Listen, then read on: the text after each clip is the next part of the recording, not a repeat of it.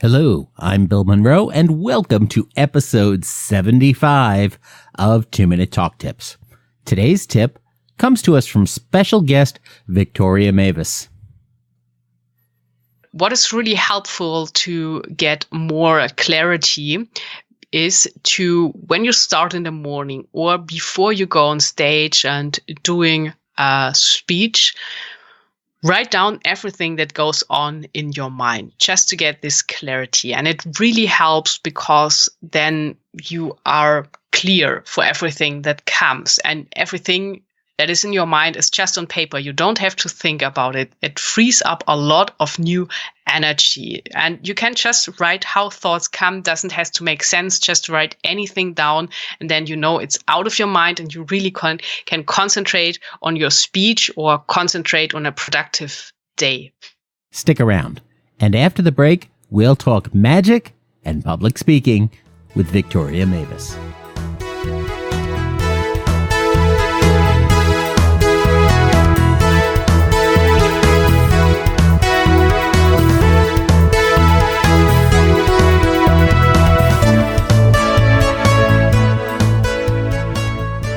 If you've given enough presentations, you may have had this experience too. There are talks that I've given where the air just feels electric. My teeth seem to vibrate at the end of the speech. The crowd has gelled into one organism, and you know you've had some kind of impact. Those times feel almost magical when we can transcend PowerPoint slides and podia. That's why it was so cool to talk to Victoria Mavis. I first met Victoria through Facebook. She's a German-based magician and speaker. And it turns out there's a lot of overlap between magic and public speaking skills, and it goes beyond just the presence of a stage. I enjoyed chatting with Victoria about mindset, breaking patterns, focus, and more as we explored these two interlocking worlds. There was something eminently positive about her perspective. Victoria Mavis is worldwide one of only a few professional female magicians. She started doing magic at the age of 4 and had her first stage show at the age of 7. She has 2 academic degrees, a background in hypnosis, and is a member of the Magic Circle in Germany, as well as Rotary International. She published her first book in 2017. While performing a lot of mental magic on stage, she started getting closer to the real secrets of magic, tools that can improve our lives, bring us closer to our dreams, break through the blocks, and even get in touch with quantum physics. So let's meet Victoria. So Victoria, thank you so much for joining me on 2-Minute Talk Tips this week. I'm really excited about it. Thanks for inviting me, Bill. I'm happy to be here. As I already mentioned in the intro, you are a magician. So I guess let's start off with, what is magic? Or rather, what does magic mean to you? Well, there are different approaches to that. And for me, I always say that I perform modern magic. So it's not this old-fashioned kind of magic. And I think magic in general is a term for things we can't explain with our conscious mind, thinking too analytical. And I really like that because our mind normally thinks only from A to B in a linear way, and we are blending out so many of the possible solutions. And when we open up to connect, for example, with our subconscious mind or going forward in a more playful, creative way, we can find completely different solutions to a problem in any area of life and in any business. And this is what I think comes down to magic. So from a deeper perspective, but of course, normally magic is there to entertain people. It is the art of astonishment, and it really can help to take you out of your everyday life for a few minutes into the world where everything is possible. I love the idea of a world where everything is possible. And what I think you mentioned there that's really interesting is you talk about astonishment and sort of making that astonishment possible. And even if it's just for a few moments, I think that sort of mirrors some of those things we see when, you know, you can be out in nature and just experience the beauty of the world and in your surroundings and feel that moment of astonishment. And there's almost that way of connecting with something, stopping and connecting with something purer outside of yourself does have that sort of magical experience. That is so true, Bill. And I think you can also relate to that yourself, that in nature, so everyone is different. Of course, some people prefer being at the ocean, others love the mountains or being in the forest, but these are all places that have kind of a high energy or high frequency. And it's really already scientifically proven that some places on Earth with specific meridians have more energy than others. So maybe you experienced that yourself, that when you've been on a special holiday, that you really felt like charged or having new energy for everything just by being in the specific place. And I think this is something that is really magical. Everyone can use when you are too stressed out, just to go out in nature, make this kind of connection, be in that moment, and really look at your environment and let that charge up your batteries. It's really interesting. I felt that in certain places. I never necessarily associated it with the idea of meridians, but that's a very interesting idea. And it's entirely possible that when I felt that, I was sort of in contact with those spaces without even necessarily understanding it. Yes, and as I said, it's already scientifically proven because, of course, when you look at physics and you go further and look at quantum physics, then it gets really magical for me in a scientific way. Then everything is energy, and energy can't be destroyed or disappeared. It will only change the circumstance, or it's like with water. So water can get into ice, so it can be frozen, but it's still the same. And it is with energy. And it's so, when you think of being in a magic show or another field of entertainment, you can really feel if the performer is in a good mood, if there is good energy in there. The same when you go to a seminar or listen to a speaker on stage, you can feel if he or she is in a good mood, has good energy or not. Right. And that's one of those things that's so important for, as a speaker, when you're with an audience, you have to be present and you have to be authentic and really put it out there for them, because your audience is going to be able to tell, even if they don't know what to label it. If you're not being authentic and not being passionate about what you're talking about in the moment, you can't really fake it. They're going to know. Yes, you're right, Bill. And I'm pretty sure, because you're an expert in that field, that you heard it before, that when it comes to content around speeches, entertainment, whatever, it is just 7% of the content, and everything else is like body language and posture and what things are doing, what people are doing on stage, who or how they are behaving. And there's then only this small amount of content. And I think this is why it is so important what you said, to be really present as a speaker or whenever you go on stage and know exactly what you're doing. So as a magician, there's no other way than that. You have to be 100% present in the moment, because there are so many things going on. There is what's happening to the audience to create the illusion, and then there is what's happening on a level below, what is really happening for you as a magician to bring the illusion to life. So you have to know everything you are doing and being very focused in that, while doing everything to distract the audience from what is going on. And this is why I think as a speaker, you can really learn from magicians with being in that moment, really being there on stage. And the same goes for normal conversations in your everyday life, because people feel it when you are present, when you're really listening, when you're giving real answers and not just looking in your smartphone, answering emails at the same time. There is a kind of magic, I would say, in being present in the moment. Right. And that even translates to when you're on the phone with folks, they can tell if you're doing something else. Yes, that's true. Even in podcast interviews, right? So, Right.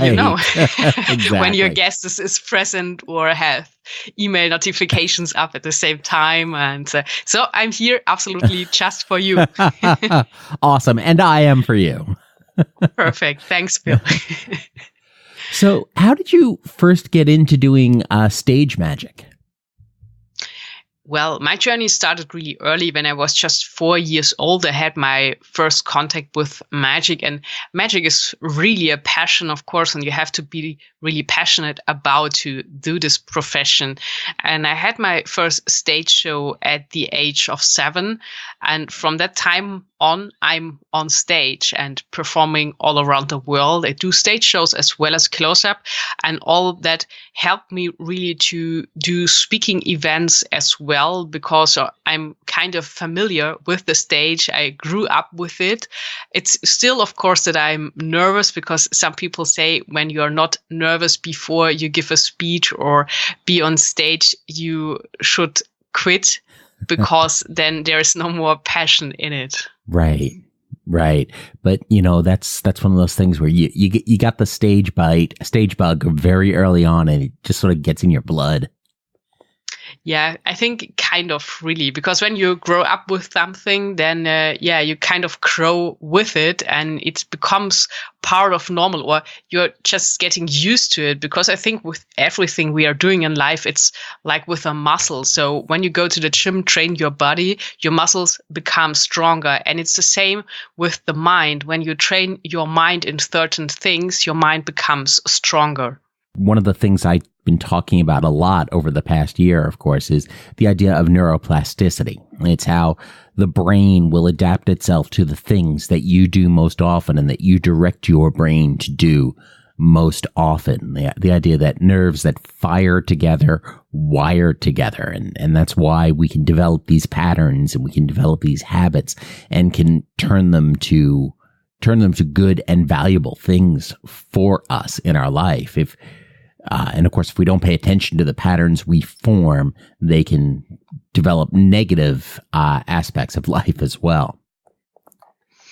Yes, that's a really good point. And it's the same that we adapt to our environment. So it's really important in which environment you are, depending on what you are about to do or where your goals are. Because when you want to be really successful, you have to surround yourself with successful people, and maybe be even in a big city where there's a lot of going on. So you are in all this energy. And I think it's pretty famous now, the saying that you are the average of the 5 people you spend most time with.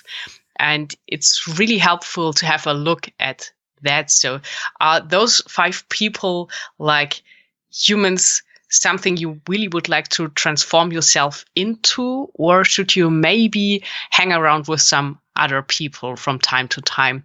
And also what you mentioned, Bill, with the patterns, it is like, I'm sure you know that our brain thinks in patterns. So when we look around, we see everything in patterns, and everything we see, we compare with things we have already learned and we have stored in our mind. And this is also the cool part about magic, because when you want to change something in your life, I call it's this pattern interrupt, and magic can do that. When you are in a magic show or you're listening to a good speech, you are learning new things and unexpected things happen. So you get out of this pattern. So on purpose. And it's always, as soon as you learn something new, there are new connections in your brain, and you open yourself up for new opportunities and seeing new chances. Whatever you learn, as soon as you learn something new, there will be new opportunities. Right. So whenever you see something that seems to be impossible on stage, your brain is suddenly going, wait, that's wrong. What is going on here? And now you're engaging all of these different problem solving things, trying to figure it out or question your assumptions about how the world works. And that's valuable. Yeah, that's it. And this is why I learned so much from performing so much mentalism on stage, because I had to deal with so many mental things and really learn how our mind works with all the psychology behind it, even tapping into hypnosis to understand the world's there and how our brain works. And I think science gets further and further with all that, even to explain more how intuition works. So there are still new fields coming up that people can use for their all-day life to become kind of a magician themselves. In my seminars, I call it always to learn the magician's mindset and become a mind magician yourself. Learn the magician's mindset. I like that. I like that phrasing. And that really mirrors one of the things that I hear from, I don't know if we talked about this before the show or our correspondence, but a year ago I had a stroke, and that's really where I began starting to dive deeper into neurology and how the brain works and rewriting the brain to get functionality back. And one of the things I hear from neurologists so much is that it's really amazing just how little we know, and how the more we learn, the less we know about exactly how the brain works and how it makes all this stuff happen, and the power of going ahead and rebuilding these connections and making these new patterns. It all becomes really fascinating in terms of everything, questioning your current reality to learning how to walk again, and all of those fun things and those different projects that become really interesting about that. Yes, that is so true. And I think there's a lot to that, how the brain works. And when you think of it, it is always said that we are using just about 20% of our capacity. And the interesting thing is, when you look at the hardware, we all have kind of the same hardware with the brain. But then when you look at the software, here it is where it makes this big difference, because you can watch at so many different people in the world. Some are really getting world-class results with kind of the same hardware, while others can't get things done or just stay forever in the same circumstances, in the same patterns, and their life evolves just in the same circle again and again and again. And it comes down to what kind of software you have installed in your brain. And of course, you speak English. I speak German normally. And and you speak amazing English, by the way. I mean, that's just fantastic. I'm glad to hear that. But imagine, Bill, some of us would have been raised in Russia, for example. It is very likely that we would speak Russian now. We would have another program, another software in our hardware. And so when you want to change something in your life, so when you want to make some magic happen, is it in business or your private life or traveling the world, whatever you got in mind, you have to make that change in your mind. It is all about mindset. It's 90%, whatever you do is mindset. And that is where the magic kicks in. And this also explains, with having a mind shift in your mindset, why some people are about to change from one day to another. When they are able to make this shift, everything can change in their life. This is how people get rich overnight, lose a lot of weight in a very short amount of time, but it comes down to this software. I say this is kind of the magic hack, and I'm sure, Bill, you experienced something of that yourself. Oh, absolutely. And one of those things you're talking about there is the idea of making that shift and making that transition from one state to another for success. So what I'm wondering is, why did you transition then from a magician to a speaker who uses magic? Why did you decide to make that shift in your life? Yeah, it's the same what brought me into starting my own podcast, because I have all this huge knowledge around magic, all the secrets, but I'm not allowed to share it, of course. Of course. So, because as magicians, we guard the secrets very well. So this is our job. But I wanted to add more value to people's life, not only entertain them and give them a good time for 60 to 90 minutes during the magic show. I wanted to do more. And so I thought of ways how I could use all my knowledge of the psychology and the mind techniques, even the same mind techniques that are used by professional athletes to get them into peak performance mode at a certain time. So I gathered all this knowledge and worked a speech out of it, and then included some magic in it. So to really drive my points home, but to leave a lasting impression on people and also give them something for some backed practice tips that they really can use in their lives to make changes. And as I said, kind of become the mind magician themselves and really create the reality they want to live in. And it's the same approach for my podcast, Pure Mind Magic, because I'm always trying to dive deeper into all these things, how the brain works, the subconscious mind, what techniques you can use to be more focused, more in the moment, more productive, to really live a fulfilled life in every area. And I've been listening to your podcast. You've had some really interesting guests on there, and as I mentioned before the call, the most amazing podcast music I have ever heard introduces your show. So it's definitely something folks want to check out. Yeah, that's so cool, Bill, that you say that. And this is why I was trying, because of course I'm an entertainer, so this is what I've done for my whole life. So I thought, there should be some emotion in it and some entertainment, not just plain information. It has to be presented in another way, and this is why I was looking for this music and give it this kind of entertaining character, but as well, as I said, like some deep value information and things you can really use and apply in your life. Right. Absolutely. So, and of course, as you've made this transition and incorporated all of this stuff, talking more about the subconscious and integrating magic into all of this and figuring out how you can share and educate and inspire folks in more ways. And anything like this does take work. And what has been the biggest challenge in going from primarily the magical performance and entertainment aspect of your career to integrating the speaking and podcasting components of it? Yeah, it was a lot of work that went into that already, about figuring out how to do it and how to give it a form that makes sense, that I still can do all this entertainment, but apart from that, doing this speaking events, inspiring people, and producing this podcast.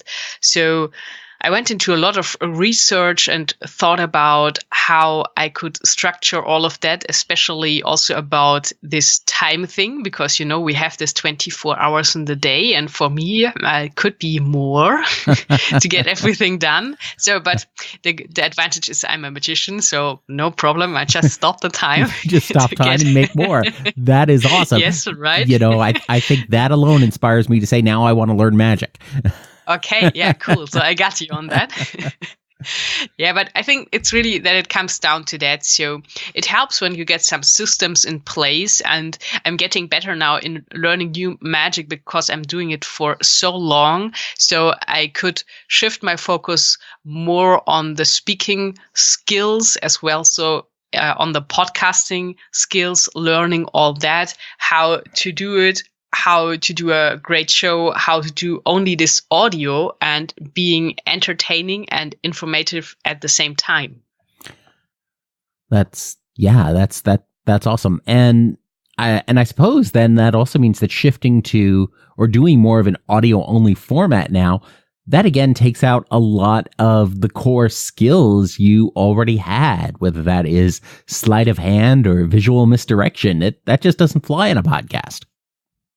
Yes, that is true. So it was clear I have to do it in another way, but I always love challenges. And I think it's also good for the brain when you learn something new on a continuous basis. And I really do that because I read about a ton of books every week, and they are piling up here on my desk. And I think there's really this thing where, it's said that knowledge is power. In my first book, that is only available in German, I wrote a chapter on knowledge is magic.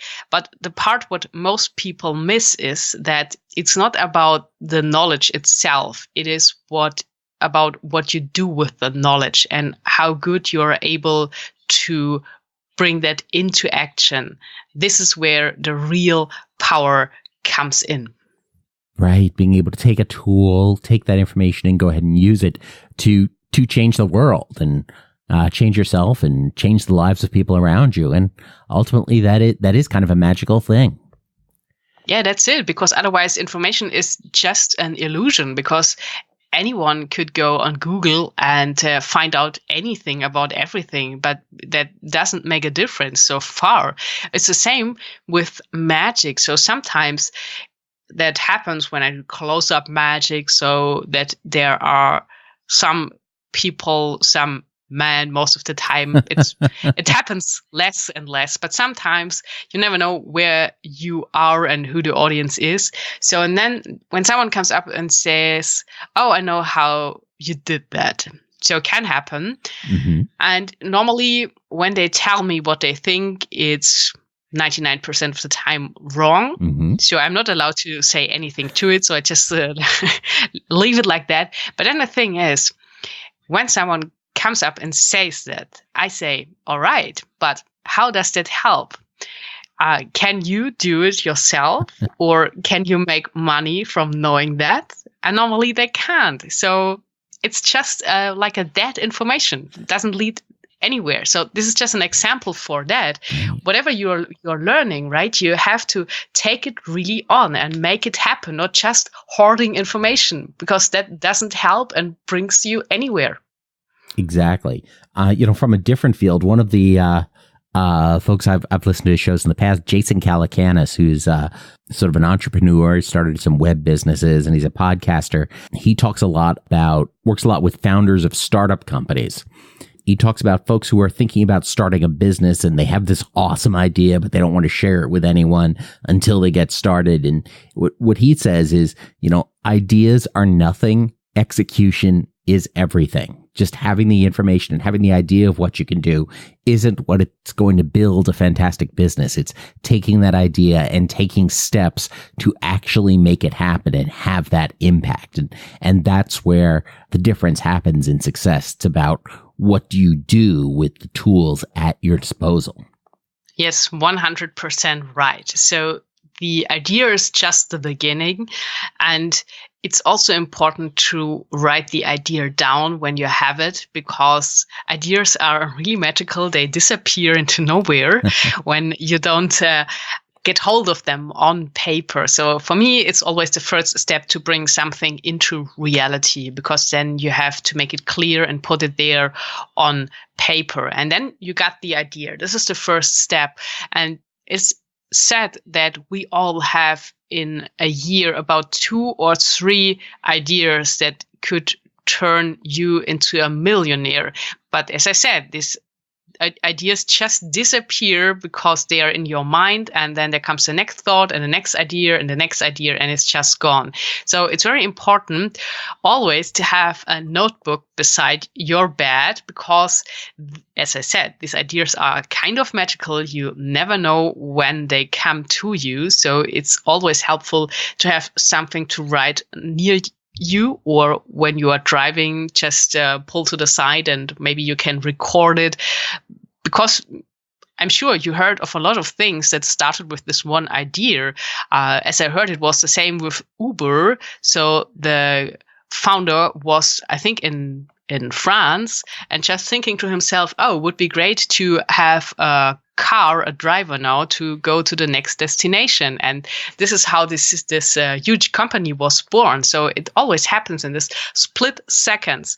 But the question is, will you take action to make the magic happen, or will this idea just disappear into nowhere where it came from? Exactly. I think one of the things that's happening that's really interesting now too is, with what we're doing with our smartphones, as like you said, pull over to the side of the road and record your idea, record your thought. Another thing that folks can do as well is if you see something that is just interesting to you and you're not sure what you want to do with that or what you think about it, just go ahead and take a picture with your smartphone. They do a great job of that, and you can use that for visual inspiration later. And one of the things I encourage people to do is, try and take at least 5 pictures a day on your phone, because you never know when an idea is going to come from that. Or if you are preparing a talk down the road, you never know when you might need a particular type of picture to go on your slides to illustrate an idea that you're talking about. And the more pictures you've taken, the more you have to draw from. The other thing you mentioned that is really important is you mentioned the power of writing that idea down, essentially so it doesn't escape, it doesn't get away from you. One of the first things for developing a presentation or a talk isn't to open up PowerPoint or Keynote or whatever other tool you want to use to build it around, because that's just support, but to actually go ahead and write down your goals and your ideas and what you think you're going to want to do. And then when you've got that down, then you can go ahead and work with it. And as you start accumulating these ideas, and writing stuff down, you've also taken that to the next step as part of what you've been doing with your podcast, and all this stuff that you've been working on with the podcast and the ideas. You've gone ahead and written another book about podcasting. So can you tell us a little bit about that? Yes, sure, Bill.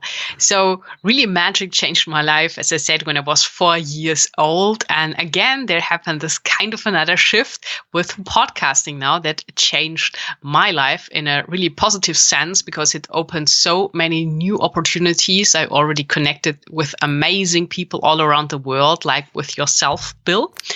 And so I thought this is a magical world. It is with starting a podcast. It is about you are to open a magic door with endless possibilities, and you have no clue what is waiting there for you in the unknown. And this is why I took this idea and everything what I learned so far from podcasting, getting everything started, to put it in a magical, inspirational book. And it is called How Podcasting Can Change Your Life: Unleash Endless Possibilities.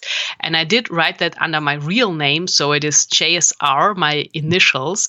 It is on Amazon, and it's really, really motivating. So when you are thinking about starting a podcast, or you are in the place where you think, wow, that is so much work, I'm not sure if I will go on with that, you should read the book, because there's so much information in that, and you will really feel encouraged after reading it. And as I said, it's on Amazon, but in case you would like to get the first chapter for free, you can go to my new website. It is goldmine-podcasting.com.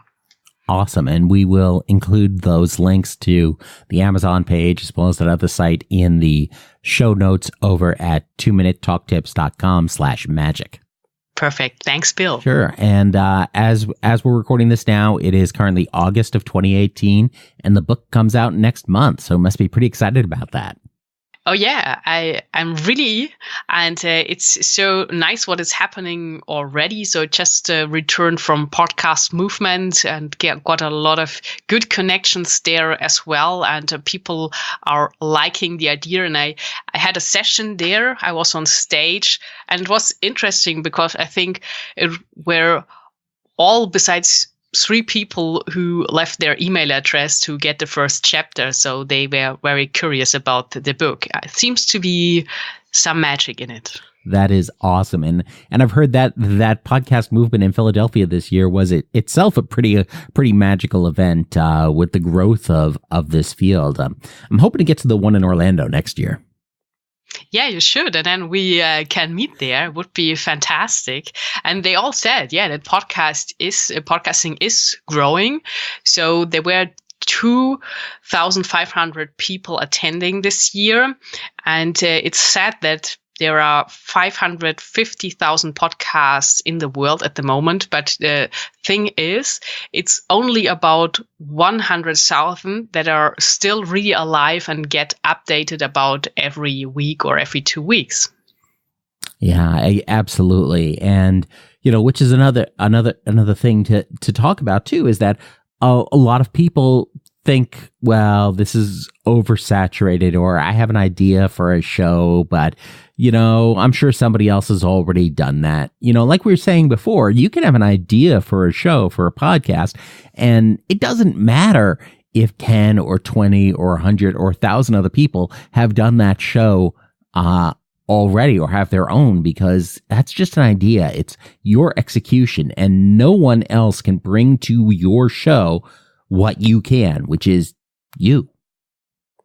Yes, that is so true, Bill. It really is. And it's a really big reason to start podcasting anyway, because it's clear. So there could be exactly 2 podcasts about exactly the same thing. And it would be that some people would choose podcast A and the others podcast B, because it all comes down to your energy. So whatever you're doing, whatever service you're providing people with, or whatever products you're creating, it's about you and it's about your energy, and people buy your energy in the end. And you're unique. And when that's your show, your idea, and you bring your personality to it and connect it with that, it's unique. So no one can copy that. Absolutely. And there's also plenty of people out there who won't choose between A and B. Instead, they will choose A and B. And the other great thing, too, is that if you're a speaker or an aspiring speaker, and you love, especially if you love being on the stage, one of the challenges with sometimes getting on the stage is somebody has to let you on their stage. With podcasting, you create your own stage. Yes, that is so cool. And I always dreamed of having my own show. And maybe this is now about to become a reality, even in TV, because I'm negotiating with some LA producers at the moment. So still top secret, but let's see what will happen. But with podcasting, it is that. So I created my own show because I'm in full control, and Bill, I'm sure you can relate to that. So it's a really good feeling because you're in full control. You decide what content, what guests go on your show, and it's really all up to you. So you can create anything.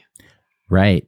Absolutely. And that's just one of the things that makes it so powerful. So as we're talking with other speakers who maybe speaking on a regular basis, talking with their company, talking to maybe larger groups, and they want to figure out how to integrate a little bit of magic into their talks, what would you suggest? Well, the internet is, of course, a good resource. There are also good books, and of course, there are easy tricks you can learn. And I think it's always helpful to include some magic in your presentation on stage, because, as I said, people won't expect that, and you do that pattern interrupt and you immediately get all the attention because it is something different. And maybe when you're on stage with 10 other speakers and you're one of them, you will stand out thanks to that magic. So with magicians, we are normally not allowed to share the secrets. But as I said, there are really great books out there and also things you can do easy. There's also very complex magic that will take you years to master it. So probably not the best idea, but maybe you would like to dive really deep into magic, then go for it. But as I said, just research, see what fits you. There are so many fields of magic, like the mentalism, the card magic, there's illusions, there is magic with everyday props. So also here, endless possibilities, and you choose your own adventure. Absolutely. I love that. Choose your own adventure and, figure out what is going to work for you. So from a more from a bigger picture standpoint, getting away from the idea of specific illusions, how can folks just in general make their lives a little bit more magical? Yet one thing is what I said already. So just learn something new, open yourself up for new things. Maybe you try a new course, go to a new event, go to a convention, because you open yourself up for new things. It's also good to make new space for new things, like in your home. And there is this kind of magic to it when you declutter something in your home. Could be anything, but it's just also from this energetic standpoint that you are making room for new things. So you open yourself up to receiving more magic. That is awesome. And just sort of sounds like just look for different ways to go ahead and break the patterns that you already live with your life. Yeah, that's it. And I'm sure, Bill, you can imagine like being on holiday, then you really break through all your patterns, because you have to kind of reinvent yourself and your daily routine, because you are in a different place. You have to see where you get next food. There are other people, maybe another language, it's another temperature, all of that. You have to adapt there and really see new things and search for that. So I think it's always good to go to a place where you have never been before and really open up for new things. Yeah, absolutely. One of the most amazing trips I've taken in my entire life was I spent a week and a half in Tokyo, and it just is such an amazing place. And you just start feeling this different energy there, and being in a world that is so different from what I'm used to, and sort of breaking patterns. And it's interesting how the brain still tries to figure out how it can establish a new pattern. I remember I had studied Spanish in school many years ago, and when I was in Tokyo, suddenly the part of my brain that knows some Spanish pipes up and is like, ooh, I can help with this. And it's like, no, really you can't. But the idea of being in that kind of foreign environment was just fantastic. Yeah, it really forces you to adapt to that and find new things. So if folks want to know more about you and what you're up to, where should they go? Yeah, there's my basic magician's website, and this is victoria-mavis.com. You can listen to my podcast, Pure Mind Magic, that is on iTunes, on Stitcher, or Podbean. And as I said, the new book, How Podcasting Can Change Your Life, connected to my new website, goldmine-podcasting.com. And I'm sure the great Bill will put all the information in the show notes for you. Absolutely. You'll be able to find all of those links over at 2minutetalktips.com/magic. So, Victoria, thank you so much for being with us this week. This has been fantastic. I really enjoy your perspective and the joy you bring to talking about shifting your perspective and breaking those patterns. This has been absolutely fantastic. Thanks, Bill. It was really great being on your show, and I would love to stay in contact. Absolutely. So what do you think about the overlap of magic and public speaking? Let us know in the comments over at 2minutetalktips.com/magic. Be sure to check out Victoria's podcast, Pure Mind Magic, in your favorite podcast tool. And of course, if you haven't already done so, subscribe to 2 Minute Talk Tips there as well. Head on over to 2minutetalktips.com/magic to find links to Victoria's books, website, and more. And to learn how you can get chapter 1 of her new book, How Podcasting Can Change Your Life. Try writing down your thoughts before your next talk. And of course, as always, don't get best, get better. Thanks a lot. I'm Bill Monroe, and I'll talk to you next week.